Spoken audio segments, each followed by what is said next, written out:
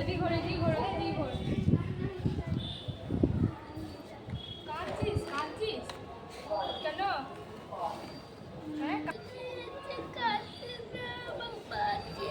বেশ বেশ, কাঁদিস না, চুপ কর।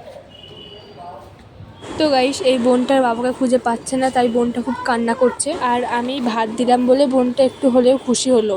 তো গাইস, আমাকে একটু সাহায্য করো যেন আমি এদের মুখে এরকম করে ভাত তুলে দিতে পারি।